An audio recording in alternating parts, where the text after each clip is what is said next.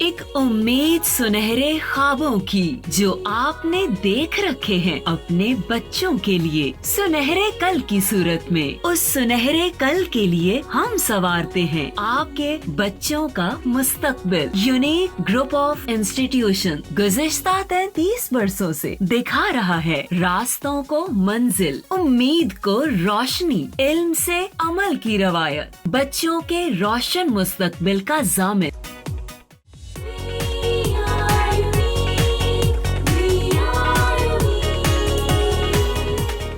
बिस्मिल्लाहिर्रहमानिर्रहीम। अस्सलामु अलैकुम तमाम स्टूडेंट्स, मेरा नाम मोहम्मद तारिक है।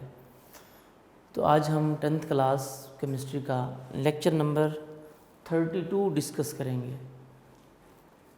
बट आपको पता है कि हम चैप्टर नंबर 10 डिस्कस कर रहे थे, एसिड्स, बेसिस एंड सॉल्ट्स, और उसमें हमने एक्सरसाइज के शॉर्ट क्वेश्चन भी, MCQs भी सारे सॉल्व कर लिए थे 1 बाय 1।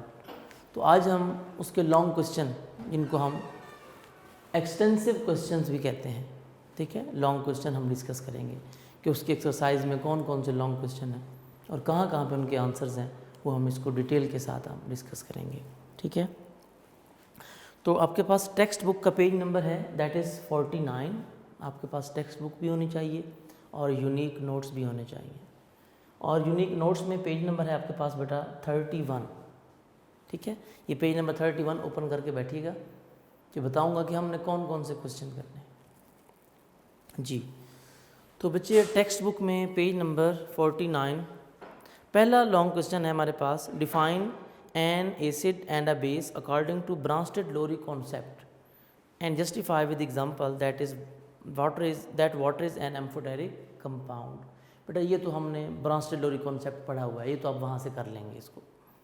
दूसरी बात, उसका प्रूव करना है वाटर के साथ जो रिएक्शन थे एम्फोटेरिक वाले, वो तो ब्रांस्टेड-लोरी कॉन्सेप्ट आपने सारा लिखना है, ठीक है।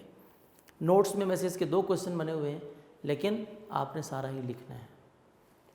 अगर नोट्स को फॉलो कर लेते हैं तो भी ठीक है। दूसरे क्वेश्चन में लोएस्ट कॉन्सेप्ट है, ये भी हम पढ़ चुके हैं।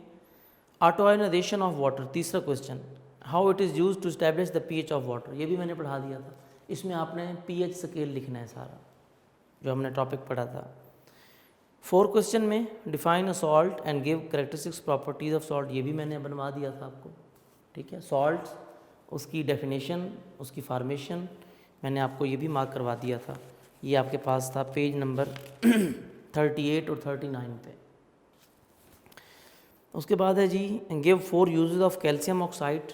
कैल्शियम ऑक्साइड जिसको आप क्विक लाइम कहते हैं, ये तो uses of salt page number 43, उस पर आए ज़रा टेक्स्ट बुक, वहाँ पर देखें दूसरे नंबर पे जो यूज़ है कैल्शियम ऑक्साइड क्विक लाइम, ये लॉन्ग क्वेश्चन के तौर पे भी दिया गया है, हमने शॉर्ट के लिहाज से भी कर लिया है उसको, ठीक है। यहाँ तक तो सिंपल क्वेश्चन थे, समझ आ जाते हैं। सॉरी, मैंने क्वेश्चन नंबर 5 जो है वो स्किप कर दिया है, उसको डिस्कस कर। Explain with examples that how soluble salts are prepared. जी, मैंने आपको प्रिपरेशन ऑफ सॉल्युबल सॉल्ट्स के 4 मेथड्स पढ़ाए थे, आपको याद होगा, वो भी आपके पास है पेज नंबर 39 पे। देखें जहाँ पर प्रिपरेशन ऑफ सॉल्युबल सॉल्ट्स का टॉपिक लिखा हुआ है, उसके 4 मेथड्स हैं। उसमें डायरेक्ट डिस्प्लेसमेंट मेथड है, न्यूट्रलाइजेशन मेथड है, एसिड और मेटेलिक ऑक्साइड का है, और पेज नंबर 40 पे भी एक रिएक्शन है by the reaction of acid and carbonate, ये भी मैंने आपको साथ साथ करा दिए हैं। अब जो क्वेश्चन नंबर हमारे पास है 6, इसको देखें। क्वेश्चन नंबर 6 में है give the characteristics of an acidic salt. Acidic salt की कैरेक्टरिस्टिक्स लिखनी है, तो इसमें आपने नोट लिख देना है एसिडिक सॉल्ट में, right a note on acidic salt, वही लिख देंगे, उसी में उसकी कैरेक्टरिस्टिक्स भी आ जाएंगी, उसकी डेफिनेशन भी आ जाएगी। तो ये आपके पास पेज नंबर है आई थिंक 41 जी, 41 पे देखें, एसिडिक सॉल्ट्स पे नोट लिख देना है कंप्लीट, सारी एग्जांपल्स भी लिख देनी है, वही उसकी कैरेक्टरिस्टिक्स भी हैं। ये तो नोट्स में बने हुए हैं, इनको समझाने की दोबारा ज़रूरत नहीं है। क्यों? क्योंकि मैंने ये आपको ऑलरेडी करा दिए हुए हैं।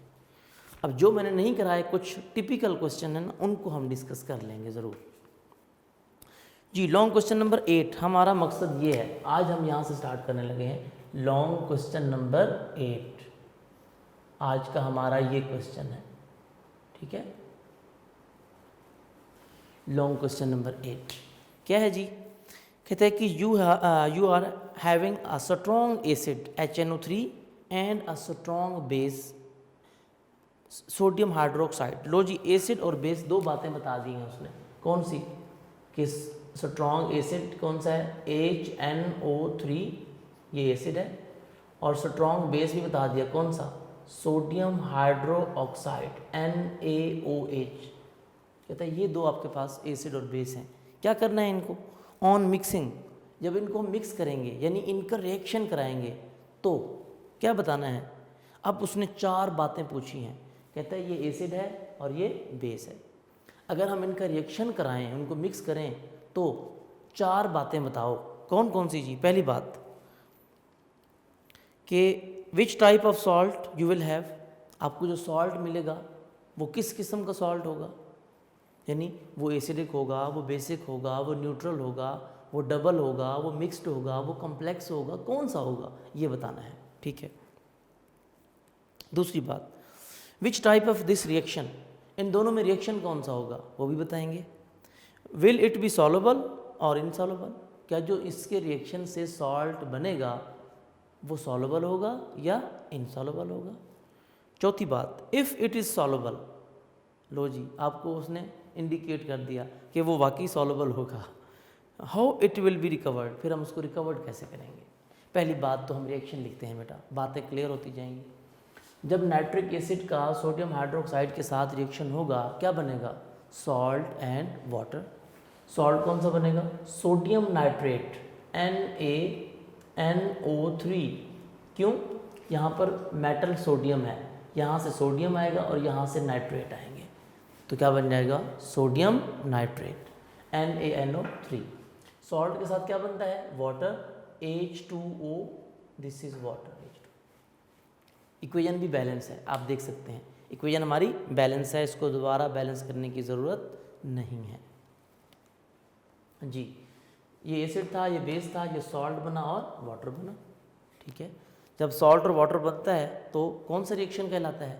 Neutralisation reaction. खैर, पहला पॉइंट, अब आंसर देने शुरू कर रहा हूँ मैं। पहले का आंसर क्या लिखेंगे आप? पहले पॉइंट में क्या पूछा है उसने? Which type of salt you will have, कौन सा सॉल्ट है बेटा? Neutral salt. पहली बात आप साथ साथ लिख दीजिए कि this is neutral salt, we have neutral salt.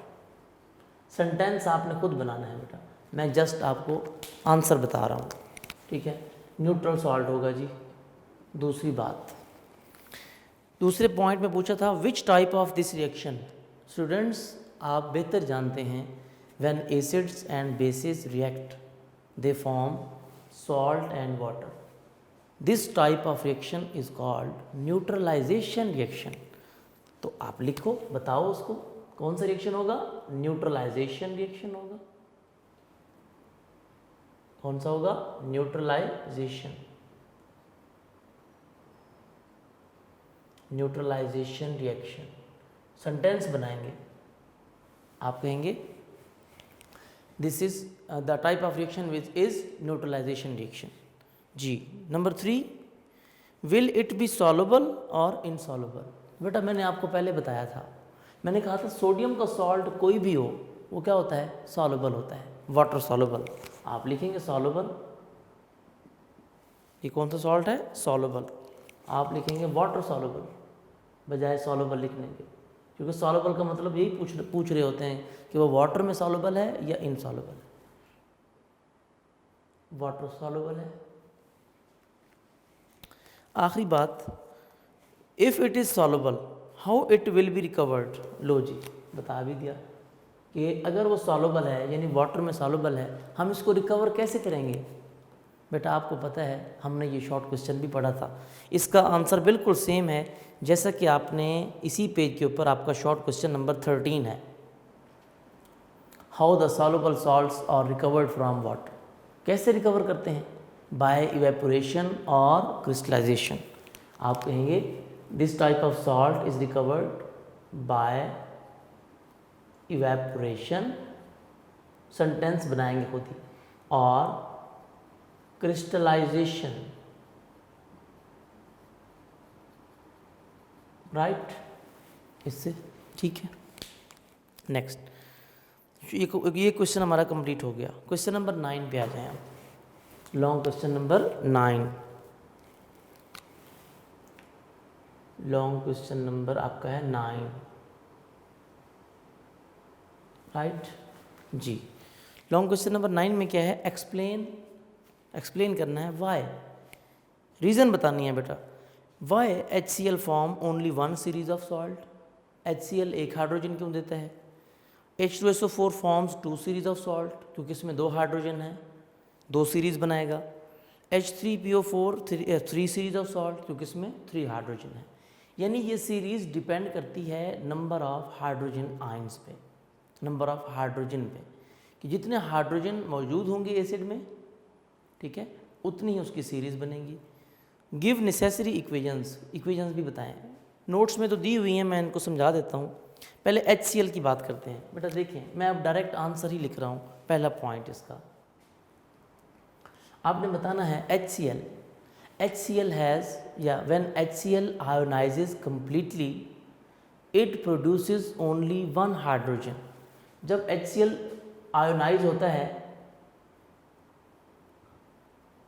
या आपने बताना है कि HCl forms only one series of salts, यानी कि एक सॉल्ट बनाता है, सीरीज की एक सॉल्ट बना सकता है, because it has only one hydrogen ion, क्योंकि इसमें हाइड्रोजन आयन कितने हैं, 1।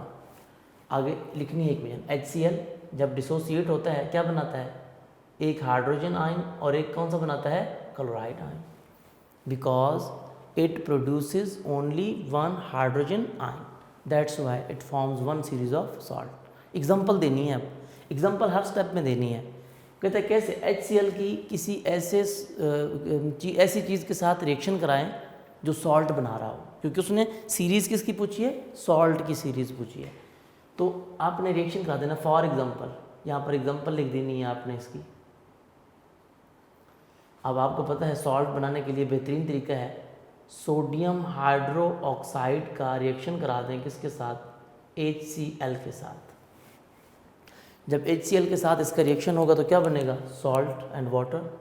सॉल्ट कौन सा बनेगा, सोडियम क्लोराइड NaCl, और वाटर बनेगा H2O। तो देखें एक ही सीरीज़ है, सीरीज मीन एक ही स्टेप में क्या हो गया, सॉल्ट बन गया, हाइड्रोजन ख़त्म हो गए, क्योंकि इसके पास था ही एक हाइड्रोजन, राइट। इस वजह से तो आपने लिखना है, नोट्स में तो बताया हुआ है बाकायदा कि मतलब इसकी वन सीरीज़ क्यों होती है, बिकॉज हाइड्रोजन क्लोराइड, यानी जिसको हम हाइड्रोक्लोरिक एसिड बोलते हैं, HCl completely ionizes to produce only one hydrogen ion, क्योंकि इसमें से 1 हाइड्रोजन आयन होता है, यानी एक प्रोटॉन होता है। हाइड्रोजन आयन को हम प्रोटॉन भी कहते हैं। तो इसकी एग्जांपल दे देनी है आगे। तो एग्जांपल में क्लियर है कि एक ही स्टेप में एक ही सॉल्ट बनेगा बस। नंबर 2, H2SO4 की बात आ गई अब, ठीक है। अब H2SO4 की बात करेंगे हम भी कि H2SO4 क्या करता है, फॉर्म 2 सीरीज ऑफ सॉल्ट्स। बिल्कुल ठीक है, कैसे, पहले तो बताएंगे कि H2SO4 जब ये आयोनाइज होता है, कंप्लीटली आयोनाइज होगा, कितने हाइड्रोजन आयन प्रोड्यूस करेगा, 2। कैसे, यानी हर स्टेप में एक हाइड्रोजन। आप बेशक लिख लें, इसके अलग अलग स्टेप बना लें। पहले स्टेप में एक हाइड्रोजन आयन अलग, बाकी क्या बचेगा, HSO4 वो अलग। इसके 2 स्टेप बना दें समझाने के लिए, -1, यानी पहले स्टेप में ये एक हाइड्रोजन अलग करेगा, दूसरे स्टेप में दूसरा हाइड्रोजन। अब क्या बचा, HSO4। अब इसको लिखेंगे हम बाइसल्फेट आयन, HSO4-। वो कहता है पहले H2SO4 था, एक हाइड्रोजन दिया पहली सीरीज में, एक हाइड्रोजन दे दिया, क्या बचा बाकी, HSO4-।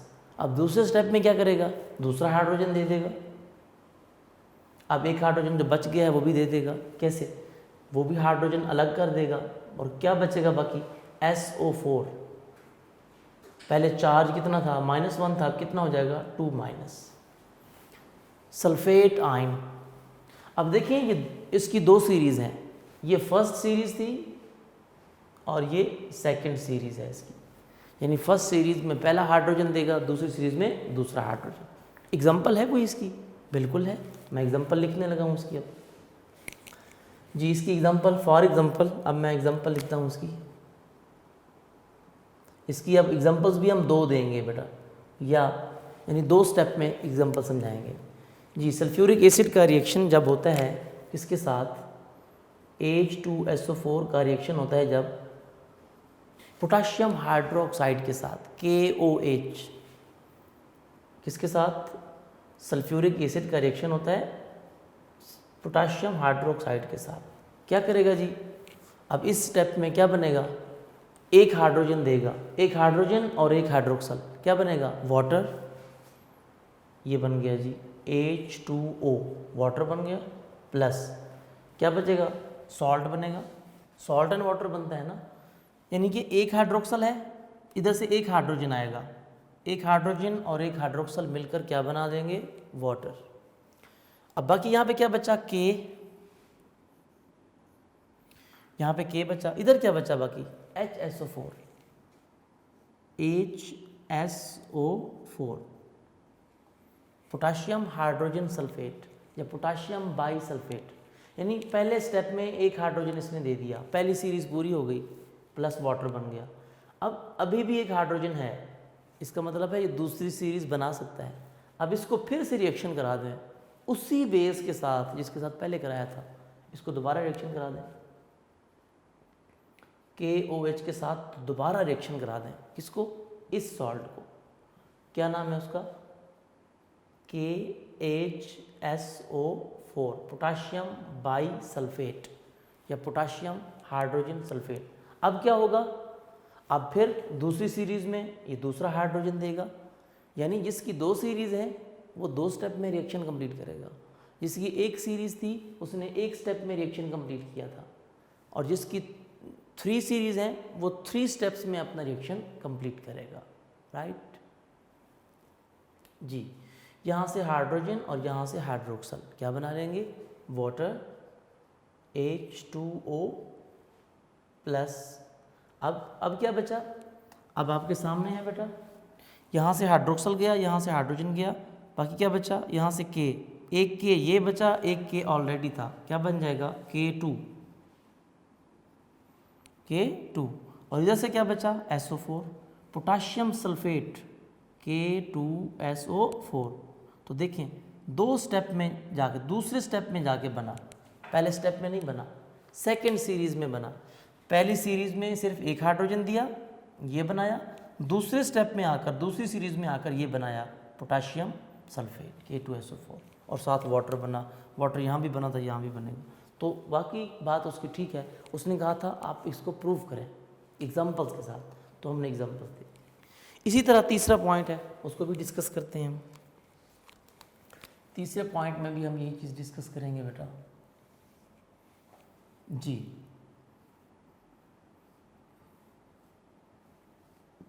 क्या है जी तीसरा पॉइंट हमारे पास इसका?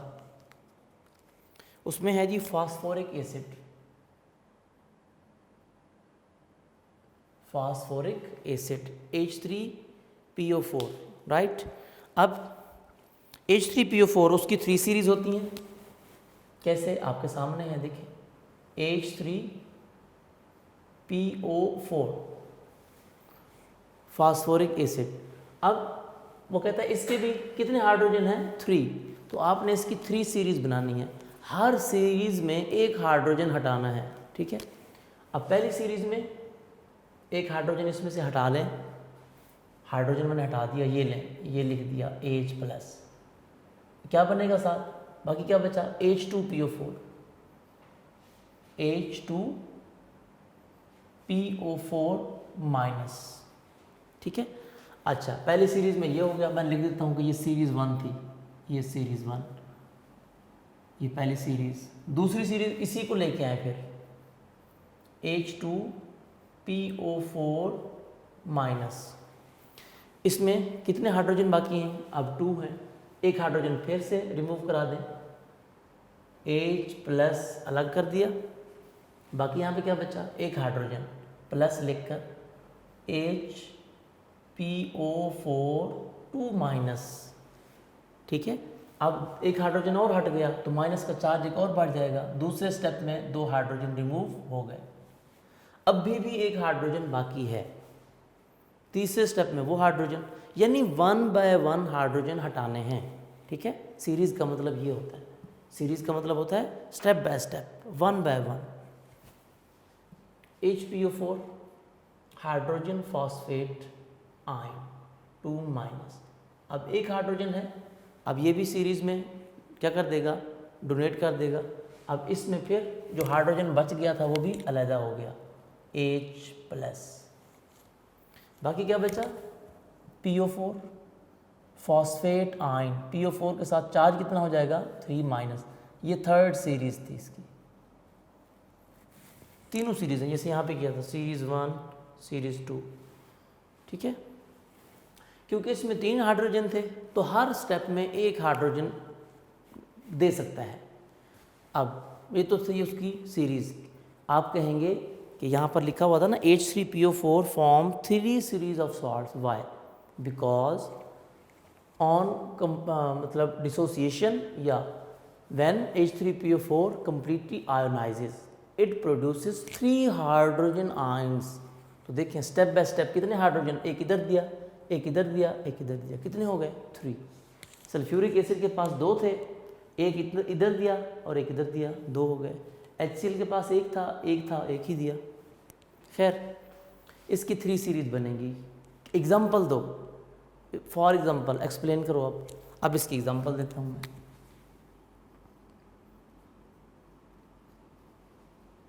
अब इसका ऐसी चीज़ के साथ रिएक्शन कराएंगे कि ऐसे बेस के साथ रिएक्शन कराएंगे, क्योंकि ये एसिड है ना, कि हर स्टेप में एक हाइड्रोजन दे, ठीक है।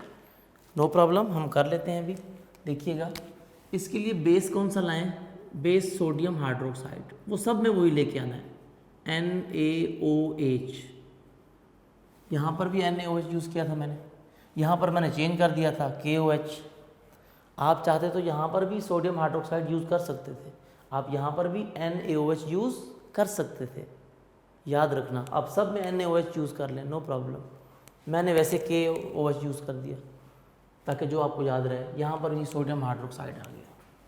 अब इसका रिएक्शन भी उसी एसिड के साथ कराएंगे, किसके साथ, फास्फोरिक एसिड H3PO4। लो जी रिएक्शन कराते हैं। अब क्या बनेगा, सॉल्ट एंड वाटर। एक हाइड्रोक्सल है, इधर से एक हाइड्रोजन आएगा, यहाँ से एक हाइड्रोजन आएगा। क्यों, क्योंकि हर स्टेप में एक हाइड्रोजन क्या होगा, रिलीज होगा। कहाँ से, फास्फोरिक एसिड से, वो हमने ऊपर पढ़ लिया है। हर स्टेप में एक हाइड्रोजन आयन, राइट। एक हाइड्रोजन और एक हाइड्रोक्सल क्या बना देंगे, H2O। ये आ गया H2O प्लस। बाकी क्या बचा, इधर से क्या बचेगा, सोडियम Na, जैसे बचा जी सोडियम Na। इधर से क्या बचेगा, H2PO4, क्योंकि एक हाइड्रोजन तो चला गया, बाकी कितने बचे, 2 हाइड्रोजन,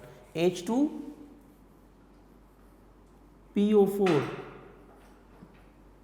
सोडियम डाइहाइड्रोजन फॉस्फेट, ठीक है, सोडियम डाइहाइड्रोजन फॉस्फेट। अब जो बनेगा ना, इसको दोबारा फिर से रिएक्शन कराना है, किसके साथ, उसी बेस के साथ, राइट जी। अब इसको रिएक्शन कराएंगे उसी बेस के साथ। बेस कौन सा है, सोडियम हाइड्रोक्साइड। हर स्टेप में इसको रिएक्शन कराएंगे, क्योंकि एक हाइड्रोजन हमने हटा लिया है, बाकी बचे 2। तो अब इसका रिएक्शन कराएंगे NaH2PO4 जी। अब जब इसका रिएक्शन कराएंगे तो क्या होगा, यहाँ से हाइड्रोक्सल, इधर से फिर एक हाइड्रोजन आएगा, यहाँ से मैंने कहा हर स्टेप में एक हाइड्रोजन आएगा। एक हाइड्रोजन एक हाइड्रोक्सल मिलकर क्या बना देंगे, वाटर H2O, राइट। और बाकी यहाँ पे क्या बचेगा, इधर क्या बचा, सोडियम। एक सोडियम ये है, एक सोडियम ये है, कितने हो गए, 2, Na2 यानी डाई सोडियम Na2। अब यहाँ से सोडियम और यहाँ पे सोडियम, यहाँ पे कितने हाइड्रोजन बचेंगे अब 1, क्योंकि एक हाइड्रोजन और चला गया, बाकी बचा एक हाइड्रोजन HPO4। क्या नाम होगा इसका, मतलब सोडियम हाइड्रोजन फॉस्फेट। इसको हमने बोला था सोडियम डाई हाइड्रोजन फॉस्फेट, इसको सोडियम मोनोफॉस्फेट भी बोल सकते हैं या सोडियम बाईफॉस्फेट भी बोल सकते हैं, बहुत सारे नाम होते हैं इसके जो आपको याद रहे।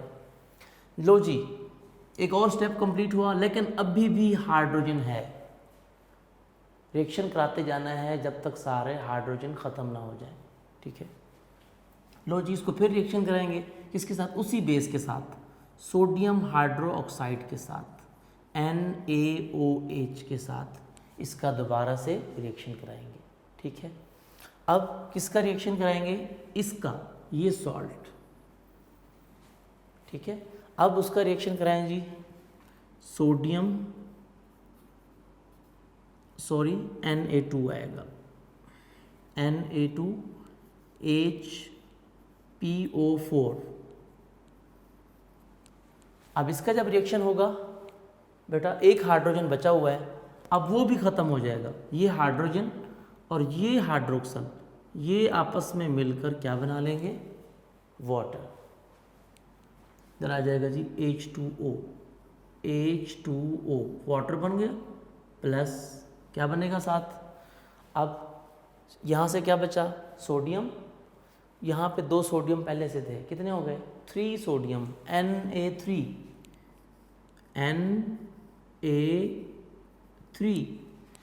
Na3 और साथ बाकी क्या बचा, H तो चला गया, बाकी बचा PO4 सोडियम फॉस्फेट, ये बन गया।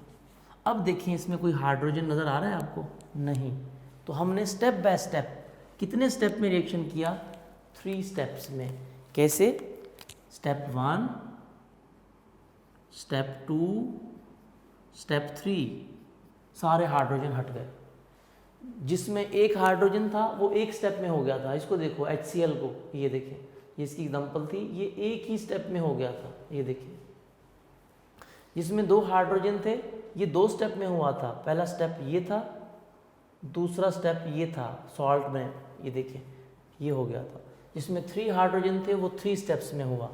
तो इसका मतलब है कि जितने हाइड्रोजन आयंस होते हैं, हम सॉल्ट बनाने के लिए उतने स्टेप्स कर सकते हैं, राइट। तो ये था, उसने इक्वेशन पूछी थी और पूछा था, रीज़न पूछी थी कि क्यों कोई एक सीरीज़ बनाता है, कोई 2 सीरीज़ बनाते हैं, कोई 3 सीरीज़ बनाते हैं, ऐसा क्यों होता है। तो हमें बताना ज़रूरी था कि भाई हाइड्रोक्लोरिक एसिड ये एक सीरीज़ इसलिए बनाता है क्योंकि when hydrochloric acid completely ionizes या ionizes completely, it produces only 1 hydrogen ion, that's why। दूसरे में sulphuric acid produces 2 series of salts because when sulfuric acid ionizes completely it produces 2 hydrogen ions, उसमें 2 hydrogen ion बनते हैं क्योंकि हैं ही 2 hydrogen, step by step. ठीक है, इसी तरह phosphoric acid, when phosphoric acid completely ionizes it produces 3 hydrogen ions, that's why, क्योंकि उनमें हाइड्रोजन आयंस डिफरेंट हैं, जितने हाइड्रोजन आयंस उसी हिसाब से उसकी सीरीज होगी, राइट। तो ये थे उसकी इक्वेशंस जी। Next page number text book का है 50। बड़ा ही इंटरेस्टिंग और इजी हमारे पास क्वेश्चन आ गया है।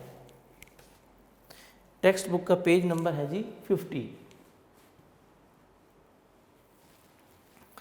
टेक्स्ट बुक का पेज नंबर 50 और आपके पास नोट्स का पेज नंबर है स्टूडेंट्स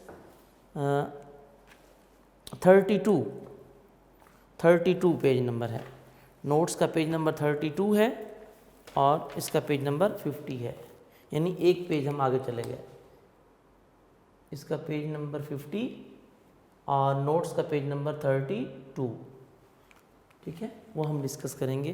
क्वेश्चन नंबर है हमारे पास 10, long question number 10। Question number 8 भी हो गया, क्वेश्चन नंबर 9 भी हो गया, और अब हम क्वेश्चन नंबर 10 डिस्कस करने लगे हैं जी। इधर ही कर देता हूँ मैं।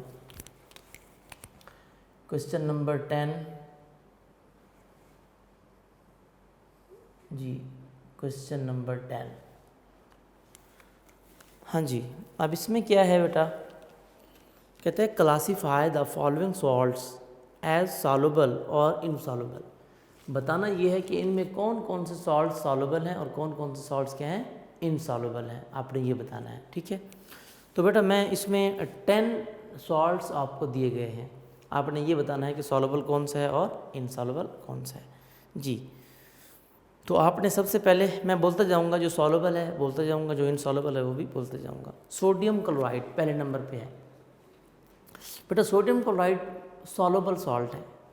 आप इस तरह करें, जो सॉल्युबल है ना उसके साथ एस लिखते जाएं, एस से मीन सॉल्युबल, या कंप्लीट लिखते जाएं सॉल्युबल, भी ठीक है। सोडियम क्लोराइड क्या है, soluble. Number 2 silver nitrate. Number 2 silver nitrate. Silver nitrate का फार्मूला होता है AgNO3। सोडियम क्लोराइड का फार्मूला क्या होता है, NaCl, और सिल्वर नाइट्रेट का फार्मूला होता है AgNO3, सिल्वर नाइट्रेट। ये भी सॉल्युबल है, ये भी वाटर में सॉल्युबल है जी। तीसरे नंबर पे आता है जी लेड क्लोराइड। लेड क्लोराइड, इसका फार्मूला होता है, लेड को बोलते हैं Pb, chloride Cl2, lead chloride. बेटा जो लेड के सॉल्ट होते हैं ना, कुछ लेड के सॉल्ट वाटर में सॉल्युबल होते हैं, लेकिन कुछ लेड के सॉल्ट सॉल्युबल नहीं होते। ये जो लेड क्लोराइड है ना, ये वाटर में सॉल्युबल नहीं है, ये इनसॉल्युबल है। आप लिख दें इसके आगे इनसॉल्युबल, राइट, ये सॉल्युबल नहीं है। नेक्स्ट कॉपर सल्फेट, ये सॉल्युबल है। कॉपर सल्फेट का फार्मूला क्या होता है, CuSO4, CuSO4 कॉपर सल्फेट, ये सॉल्युबल है, ये वाटर में डिज़ोल्व हो जाते हैं और इसका ब्लू कलर होता है, ठीक है।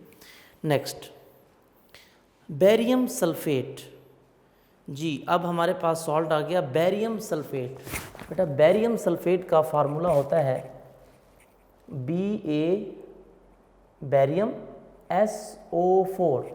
बेटा बेरियम एक हैवी मेटल है, वैसे तो लेड भी हैवी मेटल है, ठीक है। जो हमारे पास बेरियम सल्फेट है BaSO4, ये वाटर में सॉल्युबल नहीं होता, ये इनसॉल्युबल है। क्या है, इनसॉल्युबल। मैं इसके आगे लिख रहा हूँ इनसॉल्युबल, ठीक है, इनसॉल्युबल सॉल्ट है। Next ammonium chloride. Ammonium chloride का फार्मूला होता है NH4 ammonium, NH4 chloride Cl। Ammonium chloride water में सॉल्युबल है। अमोनियम की वजह से जितने भी सॉल्ट हैं ना, वो सारे सॉल्युबल होते हैं, ठीक है। अमोनियम क्लोराइड भी सॉल्युबल है। नंबर 6 हो गया। Number 7 sodium carbonate. Sodium carbonate का फार्मूला बेटा आपको पता है, वो क्या होता है, Na2CO3, this is sodium carbonate. ये भी वाटर में सॉल्युबल है। सोडियम कार्बोनेट, जिसे हम वॉशिंग सोडा भी बोलते हैं, वो वाटर में सॉल्युबल है। Number 8 calcium carbonate. Calcium carbonate formula क्या होता है, CaCO3, जिसको आप लाइम स्टोन भी बोलते हैं बेटा। क्या बोलते हैं, lime stone, this is lime stone, right. बेटा ये वाटर में सॉल्युबल नहीं होता, ये लाइम स्टोन है, स्टोन की तरह होता है, वाटर में डिजॉल्व करें वैसे नहीं होता, तो ये इनसॉल्युबल है। लिखिए इसके साथ, this is insoluble, insoluble in water, insoluble salt, water में डिजॉल्व नहीं होता जी। नेक्स्ट है जी ferric chloride.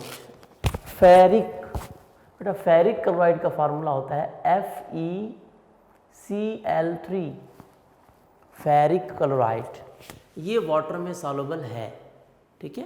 Ferric chloride water में सॉल्युबल है। लास्ट है G magnesium sulphate. Magnesium sulphate, बेटा मैग्नीशियम सल्फेट का फार्मूला आपको पता है, Mg magnesium sulphate SO4, magnesium sulphate. Magnesium sulphate भी वाटर में सॉल्युबल है। तो ये आई थिंक नोट्स में भी आपके पास लिखे हुए होंगे, वहाँ पर भी आप देख सकते हैं, वहाँ टेबल बना के लिखे हुए थे, तो यहाँ पर मैंने आपको समझा दिया। यानी इसमें सिर्फ 3 सॉल्ट्स ऐसे थे जो कि इनसॉल्युबल हैं, बाकी सारे के सारे क्या हैं, सॉल्युबल हैं। तो बेटा मैं उनको दोबारा बोल देता हूँ, जो इनसॉल्युबल हैं वो बोल देता हूँ, ठीक है जी। मैंने पहले नंबर पे बोला था लेड क्लोराइड, नंबर 3 वाला सॉल्ट, दिस इज़ इनसॉल्युबल। उसके बाद मैंने बोला था बिल्कुल उसके नीचे है barium sulphate, BaSO4, barium sulphate, ये भी इनसॉल्युबल है। अच्छा, 5वें नंबर के बाद मैंने जी बोला था 8वें नंबर पे जो है नंबर 8, कैल्शियम कार्बोनेट, CaCO3, ये भी इनसॉल्युबल है। ये 3 सॉल्ट्स इनसॉल्युबल हैं, बाकी सारे के सारे सॉल्ट्स क्या हैं बेटा, ये 3 सॉल्ट्स जो मैंने बोले हैं पहले, ये इनसॉल्युबल हैं, बाकी सारे के सारे सॉल्ट्स क्या हैं, सॉल्युबल हैं। तो ये था हमारा आज का क्वेश्चन। क्वेश्चन नंबर हमने 8 पढ़ा, क्वेश्चन नंबर 9, क्वेश्चन नंबर 10। तो बाकी हमारा क्वेश्चन नंबर 11 जो इंशाल्लाह ये नेक्स्ट लेक्चर में ये भी डिस्कस करेंगे, और साथ ही उसके कुछ न्यूमेरिकल्स हैं। न्यूमेरिकल्स तो मैंने आपको वैसे करा दिए थे स्टूडेंट्स, मैंने कहा था कि आप इनको खुद कीजिएगा, मैंने एग्जांपल्स भी कर दी थी और एक न्यूमेरिकल भी कर दिया था। तो एक मतलब टेबल में कुछ था वो रह गया था, मैंने कहा था वो आप कर लेंगे, लेकिन एनी हो मैं उसको सॉल्व करा दूँगा, तो आपको परेशान होने की ज़रूरत नहीं है। इसको अच्छी तरह तैयार कीजिएगा अच्छी तरह, और अपना बहुत सारा ख्याल रखिएगा। अल्लाह हाफिज़।